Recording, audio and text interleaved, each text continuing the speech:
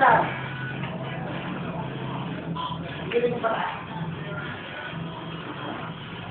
Gilin mo pataas. Okay. Alas ba? Dito. Next. Pag ubuwas ka, ubuwas ka ang gano'n. Patay mo lang ganyan.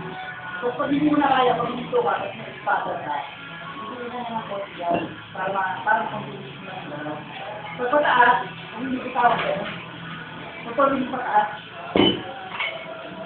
sa baba, hata ka lang. Pag hindi ko yan, kapatong espada.